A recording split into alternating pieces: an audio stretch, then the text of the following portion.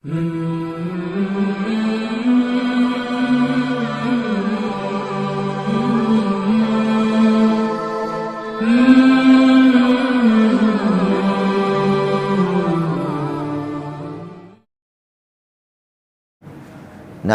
ونصلي على رسوله الكريم اما بعد اعوذ بالله من الشيطان الرجيم بسم الله الرحمن الرحيم ان الله يأمر بالعدل والإحسان وإيتاء ذي القربى وينهى عن الفحشاء والمنكر والبغي يعظكم لعلكم تذكرون صدق الله العظيم۔ کل بات چلی تھی حضرت عثمان ابن مظعون رضی اللہ تعالی عنہ کے متعلق کہ انہوں نے حضور اکرم صلی اللہ علیہ وسلم سے اسلام لانے سے پہلے آ کر پوچھا، اے محمد صلی اللہ علیہ وسلم، آپ جس دین کی دعوت و تبلیغ کرتے ہیں اس دین کا خلاصہ بیان کریں۔ نچوڑ کے طور پر اللہ کے نبی صلی اللہ علیہ وسلم نے دین کا خلاصہ بیان فرمایا، ان اللہ یأمر بالعدل والإحسان وإیتاء ذی القربى وینہی عن الفحشاء والمنکر والبغی یعظکم لعلکم تذکرون، جس کا ترجمہ یہ ہے کہ بے شک اللہ تبارک و تعالی ہر ایک کو عدل اور انصاف کا حکم دیتا ہے اور احسان کا حکم فرماتا ہے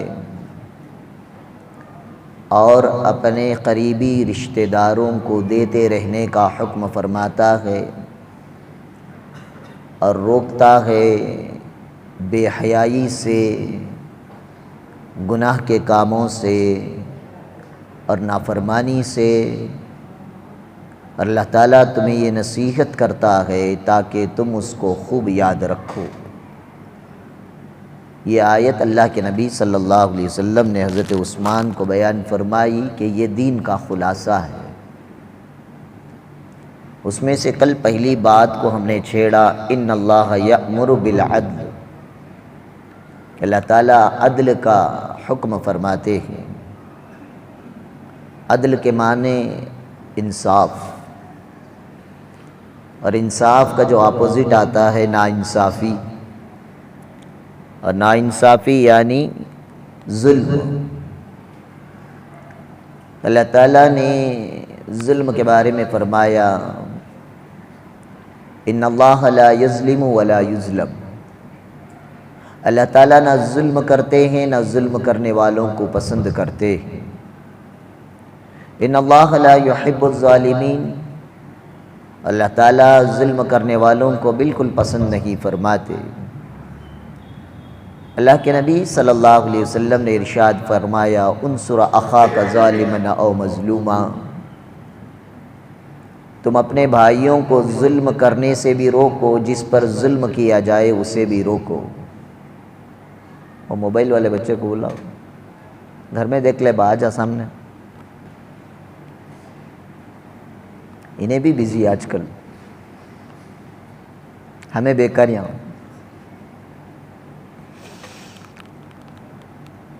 تو صحابہ نے عرض کیا کہ اللہ کے نبی صلی اللہ علیہ وسلم، کسی پر ظلم ہو رہا ہے تو اس کی مدد کرنا تو بات سمجھ میں آ رہی ہے کہ اسے بچایا جائے، ظلم کرنے والے کی کیا مدد کریں؟ تو حضور صلی اللہ علیہ وسلم نے ارشاد فرمایا، ظلم کرنے والے کی مدد یہ ہے کہ ظالم کو ظلم کرنے سے روکا جائے، ظالم کو ظلم کرنے سے روکا جائے۔ یہ بھی حدیث پر عمل ہے۔ جیسا کہ موجودہ حکومت وقف ترمیمی بل کے تحت مسلمانوں پر ظلم کرنا چاہ رہی تھی، تو 17 مارچ کو ملک کے اکابر علماء جنتر منتر پر اکٹھا ہوئے۔ اللہ کرے کہ ان اکابر علماء کی فکروں کو اللہ قبول فرمائے اور اس ملک کی وقف کی اللہ تعالیٰ مکمل حفاظت فرمائے۔ تو یہ جو ظالم ظلم کرنا جو چاہ رہا ہے وہ ظلم کے خلاف سڑکوں پر اترے تو یہ بھی شریعت مطہرہ کے موافق احتجاج کے لیے جانا بھی عبادت ہے۔ نہیں تو ہمارا کیا دماغ ہے، کیا ملتا یا مولوی صاحباں کو جا کو شاہین باغ میں پورا بیٹھ گئے۔ یعنی یہ بولنے والا اپنے آپ کو بہت بڑا دیندار سمجھتا ہے۔ تعجب اس پر نہیں کہ وہ بول رہا ہے، تعجب اس پر ہے ظالم کو ظلم کے خلاف وہ ظلم سے روکنے کے لیے شاہین باغ ٹھہرتا ہے، یا کسان پروٹیسٹ جو ہوا، آندولن جو چلا، تو یہ سارے کے سارے جو کام ہیں وقف ترمیم بل کے خلاف جو مسلمان اکٹھا ہوئے ہیں، یہ بھی حدیث کی روح سے عبادت ہی ہے۔ اور اس عبادت پر نکتہ چینی یہ کہ تو نہیں کر رہا ہے، کرنے والے کو بھی انگلیاں کر رہا ہے، یہ مسلمانوں کی عادت بن چکی ہے۔ تو بہرحال اللہ کے نبی نے ظالم کے ظلم سے کرنے سے بھی ظالم کو بھی روکنے کا حکم فرمایا، اور جس پر ظلم کیا جا رہا ہے اس کی بھی مدد کرنے کا حکم ارشاد فرمایا۔ خلاصہ یہ ہے کہ عدل اور انصاف کو قائم کیا جائے۔ اسی طرح ہمارے مردمانے میں ایک بات بہت مشہور، 4 شادیاں کرنا، پورے بیچلر ہنج بیٹھی، 1-2 بیٹھی شادی شدہ احباب، سن کو تو رہیں گے نا با، 4 شادیاں کرنا سنت ہے، چچا کا مال۔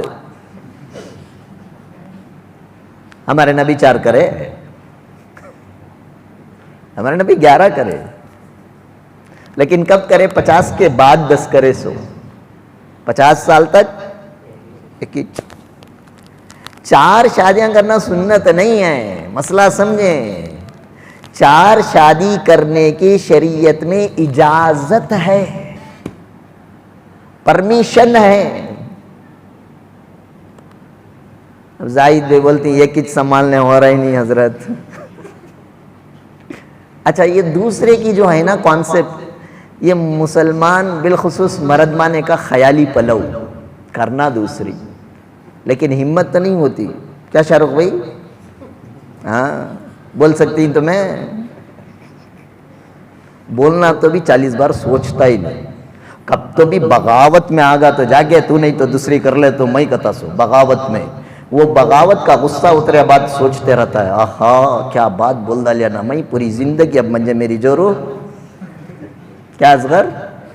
ہاں 4 شادی کرنے کی اجازت۔ ایک آدمی کو ایک عورت سے اس کی زندگی کا مسئلہ حل نہیں ہو رہا ہے، اب شریعت کہتی ہے بھائی 2 چاہے تو 2 کر، 3 چاہے تو 3 کر، 4 چاہے تو بولو بھائی، کر تو نہیں سکتے بول تو سکتے ہیں، بولنے پر کوئی پابندی نہیں ہے۔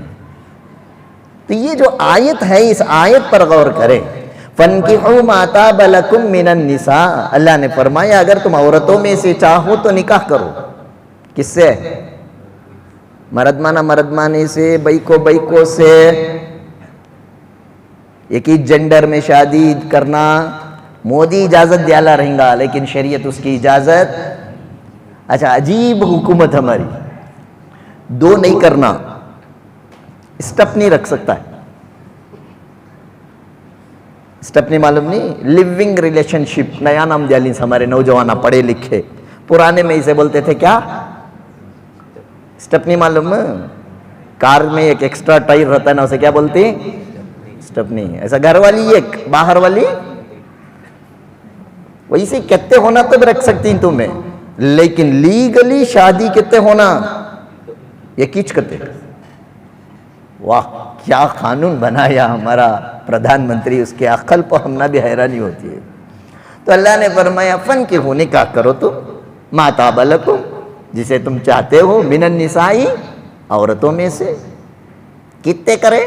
تم چاہو تو مثنا 2 کر سکتے ہو، وہ ثلاثہ 3 کر سکتے ہو، وہ رباع 4 کر سکتے ہو۔ یہ تج پڑتی سمے مرد مانے، مولوی صاحبہ بھی یہ تج پڑتی، اس کے بعد کیا آیت نہیں پڑھتے؟ اللہ نے آگے فرمایا فَإِنْ خِفْتُمْ أَلَّا تَعْدِلُوا، تعدلوا عدل فإن خفتم اللہ تعدلوا، اگر تمہیں خوف ہے، ڈر ہے اس بات کا کہ تم چاروں بیویوں میں انصاف نہیں کر سکتے، تو آگے اللہ نے فرما فواحدہ، تو کیا کرنا؟ منہ موچلے کھائے سے سنبھال لگ جا رہے، یہ کچھ ہے جا، اجازت تو ہے، شرط عدل اور انصاف، نہیں کر سکتا یہ کچھ سنبھال لگ جا، یہ چھوڑ دا لہ میں۔ اچھا، عدل اور انصاف کرنا بیویوں میں بہت مشکل کام ہے۔ حضرت تھانوی نبر اللہ مرقدہ کی دو بیویاں تھیں، کہتی تھی بھئی شرموں کو بولو جائز ہی چھے، آج کل دو شادی کا تو انہیں الگ ہی دیکھتا ہے، یہ عمر میں ان کو ہونا کبا، تجھے کیا رہ جا رہا ہے؟ پالنے والا انہیں، پلانے والا انہیں، کھلانے والا تجھے کئی کو اس کی ٹاپک شریعتی اجازت دیا لی، تو کون بھاڑ کو بولنے؟ سمجھ میں آ رہی ہے بات؟ تو کسی کو عیب نہ سمجھے۔ فتاوی عالمگیریہ میں مسئلہ لکھ کر ہے، اگر کوئی آدمی 2 3 یا 4 شادی کرنے کو عیب یا طعنہ دیتا ہے، علامہ فتاوی عالمگیریہ میں لکھا ہوا ہے کہ اس کے اس قول کی وجہ سے وہ آدمی کافر ہو جاتا ہے۔ سمجھ میں آ رہی ہے بات؟ کر رہا ہے انہیں کرنے دے، شریعت میں اس کی اجازت ہے۔ دھیڑا چمبانا کے سکا دو جرمہ والا رونا کر کو تانا دینے کی اجازت نہیں ہے۔ سمجھ میں آ گئی؟ اچھا، تھانوی رحمت اللہ علیہ کی 2 بیویاں تھیں۔ حضرت تھانوی اپنے ملفوظات میں لکھتے ہیں کہ دیکھو کسی کو اگر 1 سے زائد شادی کرنا ہے تو 3 یا 4 کرو، 2 مت کرو، کیونکہ 2 میں کر چکا ہوں، مجھے معلوم ہے کہ 2 کر کے سنبھالنا بہت، بولو جی، ہاں تمہیں بولو جی ایس ٹی فری، تم نہ پورے بیچلر ہیں ماشاءاللہ، اللہ تمہیں نیک سالے بیوی نصیب فرمائے، نکو کیا؟ آمین بولو بابا، ناچنے والی ہونا۔ تو میرے حال حضرت تھانوی فرماتے ہیں کیوں؟ حضرت تھانوی کا بیویوں کے بارے میں انصاف یہ تھا کہ اگر بیوی کو کپڑا لانا ہوتا دونوں کو سیم لاتے تھے، دونوں کو سیم کپڑا، سیم کلر، سیم ایمبریڈری، سیم سب کچھ سیم۔ حضرت تھانوی فرماتے ہیں دونوں کو بلا کر میں ایک ساتھ دیتا تھا، تب بھی بیویاں ناراض، اتنے انصاف پسند تھے۔ آج کل کلنگڑے کا سیزن چل رہا ہے، تربوز، حضرت تھانوی 2 بیویوں کے لیے 2 تربوز لیتے، 2 تربوز لے کو 2 کو بھی آدھا آدھا کٹاتے، سارا سارا نہیں دیتے تھے، یہ بھی آدھا آدھا، یہ بھی آدھا آدھا کاٹ کو، اس کی 1 پیس، اس کی 1 پیس 1 جورو کو، اس کی 1 پیس، اس کی 1 پیس 1 جورو۔ حضرت کو پوچھ لے حضرت ایسا کی کر رہی، کاٹ کو ایک دری سارا سارا دیا لو۔ حضرت تھانوی فرماتے ہیں اگر 1 میٹھا اور 1 پھیکا ہو تو ظلم ہو جائے گا، انصاف کے خلاف ہوگا، میٹھا بھی رہے تو دونوں کو آدھا آدھا، پھیکا بھی رہے تو دونوں کو آدھا آدھا۔ ہمیں کر سکتے ہیں اسی انصاف؟ ذرا کون زیادہ پسند آتا ہے اسے چھپا کو پوڑا لگ پارسل کر ڈالتی، ویسے تو ہے نہیں، ہوگی تو بھی ایک نظر الگ چھوٹی پر رہتی ہے۔ ایسی انصاف کرنے والے حضرت تھانوی فرماتے دونوں کو میں سیم کپڑے لایا، دونوں کو بلایا، دونوں کو ایک ساتھ دیا،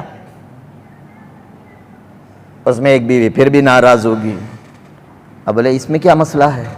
بولے اسے سیدھے ہاتھ سے دیے، منجے ڈامے ہاتھ سے دیے۔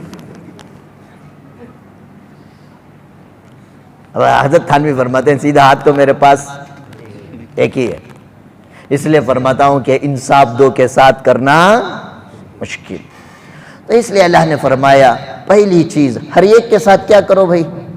انصاف، بیوی ہوں، بچے ہوں، رشتہ دار ہوں، پڑوسی ہوں، دوست ہوں، احباب ہوں، ملنے جلنے والے ہوں، ہر ایک کے ساتھ انصاف۔ انصاف نہیں کر سکتے تو کم سے کم ظلم تو نہ کرو، ناانصافی نہ کرو۔ اس لیے اللہ نے حکم دیا انصاف کا کہ آپ عبادت کریں، عبادت میں بھی کیا ہو؟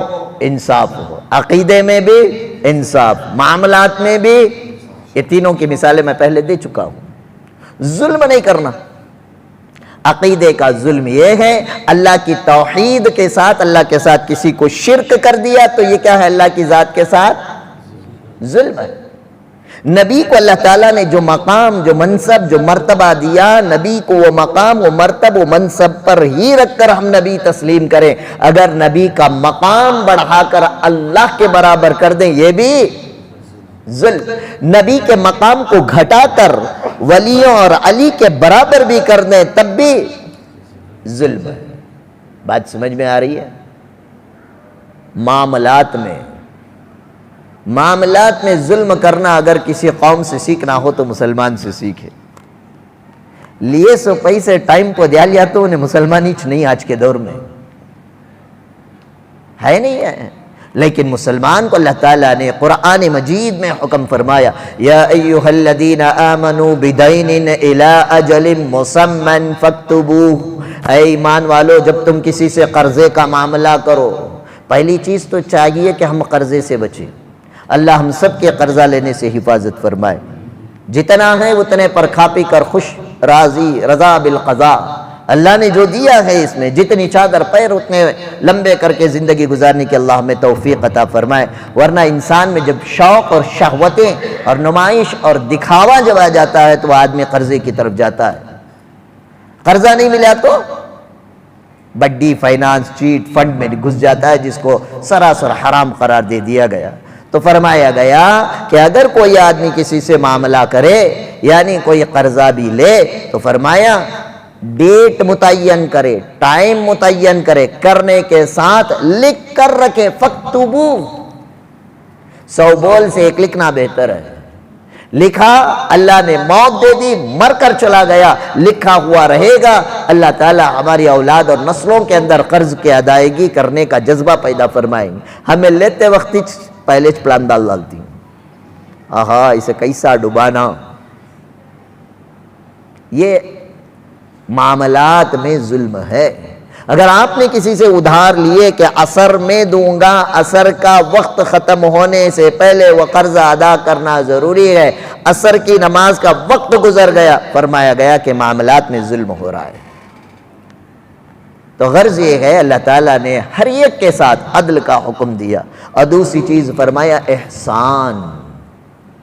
ان اللہ یأمر بالعدل والاحسان، احسان کا معاملہ کر۔ اب ظاہر میں جو ہم لوگ احسان، جو اردو زبان کا احسان ہے، کسی انسان پر کوئی احسان کر دینا، اگر کوئی کسی پر احسان نہیں کر رہا ہے تو کم از کم اتنا تو یاد رکھو کہ مجھ پر کسی نے احسان کیا ہے تو اس احسان کو میں احسان مند مانوں۔ کھائی ہوئی تھالی میں چھید ڈالنا چھوڑ دے، حرام کاری کرنا، احسان مندی کے خلاف، احسان کرنے والے کے خلاف اگر ہم کام کریں گے تو ہم سے زیادہ نمک حرام کوئی نہیں ہے۔ جو آدمی ہم پر احسان کرے اس احسان کو یاد رکھ کر اس احسان کا بدلہ چکانے کی کوشش کرنا۔ اللہ تعالیٰ نے مجھے اور آپ کو انسان بنایا یا اللہ کا احسان ہے، ورنہ ہم نے تو نہیں کہا تھا اللہ مجھے انسان بنا، اللہ چاہتا مجھے کتا سور بنا دیتا، کون سا میں کمپلینٹ کر سکتا تھا، لیکن اللہ نے مجھے انسان بنایا، یہ اللہ کا پہلا احسان۔ دوسرا احسان یہ ہے اللہ چاہتا مجھے بھیڑوں چماروں کے گھر میں پیدا کر سکتا تھا، لیکن ایمان والوں کے گھر میں پیدا کر کے اللہ نے مزید ایک احسان یہ فرمایا کہ اللہ تعالیٰ نے ہمیں بائی چوائس نہیں بائی چانس ایمان کی دولت عطا فرما دی۔ تیسرا احسان اللہ تعالیٰ چاہتا مجھے لنگڑا بنا دیتا، لولا بنا دیتا، لچا بنا دیتا، لفنگا بنا دیتا، اندھا بنا دیتا، بوڑا بنا دیتا، مکہ بنا دیتا، جو چاہے بنا سکتا تھا، اپاہج بنا سکتا تھا، لیکن اللہ تعالیٰ نے بولنے کی طاقت دی، سننے کی طاقت دی، دیکھنے کی طاقت دی، سمجھنے کی طاقت دی، دھڑکنے والا دل دیا۔ یہ سارے کاؤنٹلیس اللہ تعالیٰ کے انعامات و احسانات ہیں، بلکہ اللہ نے خود ارشاد فرمایا وَإِن تَعُدُّوا نِعْمَةَ اللَّهِ لَا تُحْصُوهَا، اگر تم میری نعمتوں کو گننا اور شمار کرنا چاہو تو قیامت تو برپا ہو سکتی ہے، لیکن اللہ کی نعمتیں گن کر کبھی شمار کر کے ہم میں اور آپ دکھا اور بتا نہیں سکتے۔ یہ اللہ تعالیٰ کا احسان ہے۔ اللہ کے عطا کردہ احسان کا بدلہ یہ ہے کہ ہم اللہ تعالیٰ کا شکریہ ادا کریں۔ اللہ کا شکریہ کیسے ادا کریں گے؟ انسان ہو تو تھینک یو، جزاک اللہ بول سکتے ہیں۔ اللہ کا شکریہ یہ ہے اللہ نے جو چیزیں ہمیں کرنے کا حکم دیا اسے بجا لائیں، جس چیز کے کرنے سے منع کر دیا ان چیزوں کو چھوڑ دے۔ اللہ کی اطاعت و فرما برداری یہ اللہ تبارک و تعالیٰ کا شکریہ اور احسان ہے۔ یہ اللہ کا احسان چکانے کا ذریعہ ہے۔ نبی کا احسان مجھ پر اور آپ پر یہ ہوا، اللہ تعالیٰ نے جو دین، جو قرآن نبی علیہ السلام کو عطا فرمایا، اللہ تعالیٰ نے اس دین اور اس قرآن کو اپنی حد تک نہیں رکھا، ساری انسانیت میں صحابہ میں پھیلایا، پھیلا کر خاموش نہیں بیٹھے بلکہ صحابہ کو وعدہ لیا اور عرفات کے میدان کے اندر مقام جبل رحمت کے پاس کھڑے ہو کر صحابہ سے عہد لیا تھا، فَلْيُبَلِّغُ الشَّاهِدُ الْغَائِبَ، اے صحابہ جو دین جو قرآن اللہ نے امانت کے طور پر میرے پاس اتارا، کیا میں نے وہ دین اور وہ امانت تم تک پہنچا دی؟ سارے صحابہ نے فرمایا ہاں اللہ کے نبی آپ نے سارا دین پہنچا دیا۔ اب اللہ کے نبی نے ان صحابہ کو ذمہ داری دی کہ اب تمہاری ذمہ داری ہے کہ تم تک جو دین ملا ہے اس دین کو دنیا میں موجود انسانیت تک اس دین کی دعوت و تبلیغ کرنا یہ صحابہ کی ذمہ داری۔ اے اللہ کے نبی ہمارے پاس پورا دین تو نہیں ہے، بلغوا انی ولو آیا، اگر تم ایک آیت جانتے ہو اس ایک آیت کو اس انسان تک پہنچاؤ جو اس آیت کو نہیں جانتا۔ یہ صحابہ کی ذمہ داری اور یہ صحابہ کا ہم پر احسان ہوا۔ صحابہ نے اپنے بیوی بچے کھیت کھلیان شہر گاؤں حرم سب کچھ چھوڑ کر اللہ کے دین کے جو امانت اللہ نے جو احسان فرما کر نبی کو دیا، نبی نے جو صحابہ پر احسان فرمایا وہ صحابہ نے ہم جیسے لوگوں پر احسان یہ فرمایا، اپنے جان مان تن دھن سب چیز کی قربانی دے کر یہ دین کو عربستان سے نکال کر ہندوستان تک پہنچایا۔ ان کی قد و کاوش ان کے محنت کے نتیجے میں اللہ نے یہ قرآن یہ پاکیزہ دین ہم تک دیا۔ یہ صحابہ کا، تابعین کا، تبع تابعین کا، صلحاء کا، بزرگان دین کا، اولیاء اعظام کا یہ ہمارے اوپر احسان ہوا۔ اب احسان کا بدلہ یہ ہے نبی کا نام جب بھی آئے صلی اللہ علیہ وسلم کا درود پڑھ کر نبی کا احسان ہمیں یاد آ جائے، صحابہ کے خیر کے تذکرے کیے جائیں، اولیاء اکرام کا نام عزت و آبرو کے ساتھ لیا جائے، اس لیے کہ یہ عظیم شخصیتوں کا مجھ پر اور آپ پر احسان ہوا ہے۔ ان کے بعد اگر ہم پر کوئی ذات احسان کرتی ہے، خدا کی قسم والدین ہمارے سب سے زیادہ محسن ہیں، انہوں نے ہمارے اوپر یہ احسان کیا۔ ہم گندے نطفے سے بنے ہوئے ایک جنین بچے کی شکل میں جب دنیا میں آئے، نہ بولنا آتا تھا، نہ دیکھنا آتا تھا، نہ سننا آتا تھا، سوائے رونے کے کچھ نہیں آتا تھا۔ یہ ماں باپ کا احسان ہوا، انہوں نے ہمیں اپنے سینے سے لگایا، ماں نے اپنے خون سے رچے ہوئے دودھ کو مامتا بھری محبت کے ساتھ پلا کر پالا پوسا۔ باپ بیمار ہونے کے باوجود اپنے بستر کو چھوڑ کر بیماری کا خیال نہ کرتے ہوئے محنت کرتا ہے اور اپنے محنت سے کمائے ہوئے روپے پیسے کو آپ کو اور مجھ کو ایک انسان بنانے کے لیے، ایجوکیشن دینے کے لیے، ایک بہتر انسان بنانے کے لیے ساری زندگی کی جمع پونجی باپ قربان کر دیتا ہے۔ ساری زندگی کی تکلیفیں ماں اپنے سر لے لیتی ہے اور ہاتھ اٹھاتی ہے تو دعا کرتی ہے اللہ میرے لال کو میرے سے بہتر زندگی عطا فرما۔ ساری دنیا آپ کے بارے میں کوئی اتنے خیر کے فیصلے نہیں کرتے جتنے ماں باپ آپ کے اور میرے بارے میں خیر کے فیصلے کرتے ہیں۔ یہ ہمارے ماں باپ کا ہم پر احسان ہے۔ اب یہ احسان کا بدلہ یہ ہے کہ ان ماں باپ کی زندہ ہیں تو ان کی قدر کریں، عظمت کریں، ان کی خدمت کریں، ان کی بات مانیں، ان کو اپنے سروں پر ہو سکے تو دھو کر انہیں حج بیت اللہ کا سیر اور حج بیت اللہ کی عبادت سر انجام دیں۔ اگر نہیں ہے انتقال ہو چکا ہے ان والدین کے نام پر ایصال ثواب کرے، قرآن پڑھ کر انہیں بخشے۔ ان کے نام پر کچھ نہیں ہے مال و دولت، کم سے کم روزانہ 2 رکعت نفل نماز پڑھ کر اللہ سے دعا کریں اللہ ماں باپ نے ہم پر جو احسان کیا ہے اس احسان کا بدلہ میں چکا تو نہیں سکتا ہوں، ہاں یہ جو ٹوٹی پوٹی عبادت میں نے کی ہے اس کا ثواب تو ہمارے مرحوم والدین تک پہنچا دے۔ جب یہ مرحوم والدین تک آپ کا اور میرا ایصال ثواب پہنچے گا انشاءاللہ اللہ تعالیٰ ان کی روحوں کو بھی خوش فرما دیں گے۔ کیوں؟ اس لیے کہ انہوں نے ہم پر احسان کیا۔ هل جزاء الاحسان الا الاحسان، جس نے احسان کیا کیا، اس کا تقاضا یہ ہے کہ میں اور آپ بھی ایسی ذات پر احسان کریں۔ اس لیے اللہ تعالیٰ نے حکم دیا، بے شک اللہ تعالیٰ حکم دیتا ہے ہر ایک کے ساتھ عدل کریں اور احسان کا معاملہ کریں۔ اللہ تبارک و تعالیٰ سے دعا ہے اللہ تعالیٰ مجھے اور آپ کو اللہ تعالیٰ کے ہر حکم کو بجا لانے کی توفیق عطا فرمائے۔